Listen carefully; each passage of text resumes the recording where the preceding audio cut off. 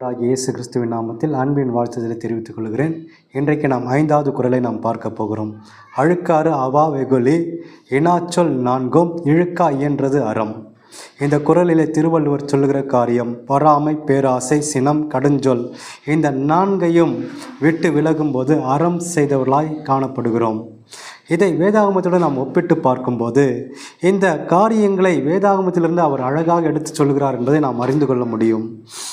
நீதிமொழிகள் 14ஆம் அதிகாரம் 30வது வசனத்தை நாம் வாசிக்கும் போது 14:30 சொஸ்தமான உடலுக்கு ஜீவன் பொறாமையோ எலும்புருக்கி.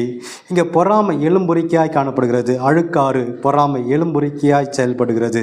பொறாமை நமக்குள்ளே வரும்போது நம்முடைய எல்லா விதமான காரியங்களையும் அது அழித்துவிடும். 2வது அவா பேராசை அல்லது இச்சை. இதை குறித்து பவுல் தீமோத்தேயுவுக்கு எழுதும்போது 1 தீமோத்தேயு 6ஆம் அதிகாரம் 10வது வசனத்தில் அவர் இப்படியாக எழுதுகிறார். பண ஆசை எல்லா வித தீமைக்கும் வேறாக இருக்கிறது. பண ஆசை மட்டுமல்ல, பொருளாசை, இப்படிப்பட்ட பேராசைகள், இச்சைகள், இப்படிப்பட்ட காரியங்கள் ஒரு மனிதனை அழித்துவிடும். பண ஆசை எல்லா வித தீமைக்கும், தீமையான காரியங்களுக்கு அது வேறாய் காணப்படுகிறது. நமக்குள்ளே தோன்றுகிறதான பேராசைகள் அது தீமைக்கான வழிகளை வகுக்கிறதாய் காணப்படுகிறது. அது மட்டுமல்லாமல் சினம், கோபம், 3வது கோபம். இந்த கோபம் ஒரு மனிதனை அழித்துவிடும். கோபம் கொண்டாலும் பாவம் செய்யாதிருங்கள் என்று வேதாகம் நமக்கு கற்றுக் கொடுக்கிறது. பவுல் எபேசியருக்கு எழுதும்போது கூட அவர் எழுதுகிறார். எபேசியர் 4ஆம் அதிகாரம் 31வது வசனத்திலே பவுல் இப்படியாக எழுதுகிறார். சகலவித கசப்பும், கோபமும், கூக்குரலும், தூஷணமும் மற்ற எந்த துர்குணமும் உங்களை விட்டு நீங்க கடவுது. இங்கே சகலவித கசப்பும், கோபமும், சகலவித கசப்பு, கோபம், வைராக்கியங்கள், பகைகள் இதெல்லாம் நம்மை விட்டு நீங்க கடவுது என்று பவுல் எழுதுகிறார். கோபம் தேவனுடைய நீதியை நடப்பிக்க மாட்டாது. தேவன் ஒரு நீதியை நம்முடைய வாழ்க்கையில் வைத்திருக்கிறார்.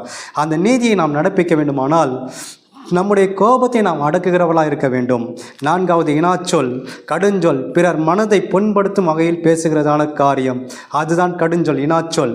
அந்த இனாச்சொல்லை குறித்து வேதம் சொல்லும்போது நீதிமொழிகள் 15ஆம் அதிகாரம் 1வது வசனம் மெதுவான பிரதியுத்தரம் உக்கிரத்தை மாற்றும், கடுஞ்சொல்லோ கோபத்தை எழுப்பும். கடுஞ்சொற்கள் கோபத்தை எழுப்புகிறது. கடுமையாய் பேசுகிற வார்த்தைகள் மற்றவருடைய மனதை புண்படுத்துகிறது. அப்படி நாம் மனதை புண்படுத்துகிறவர்களாக இராமல் மற்றவருடைய மனதின் காயத்தை ஆற்றுகிற வார்த்தை நம்முடைய வாயிலிருந்து புறப்பட்டு வர வேண்டும். அதுதான் பக்தி விருத்திக்கு ஏதுவான வார்த்தையை உங்கள் வாயிலிருந்து புறப்பட கடவுது என்று பவுல் எழுதுகிறார். நாவடக்கம். இந்த நாவடக்கம் நாவு நெருப்பு தான் என்று பவுல் எழுதுகிறார். யாக்கோப்பு எழுதுகிறார். இப்படியாக நாவை குறித்து அநேக காரியங்கள் சொல்லப்பட்டிருக்கிறது. இந்த நாவு ஆயுள் சக்கரத்தை கொளுத்தி விடுகிறதா இருக்கிறது.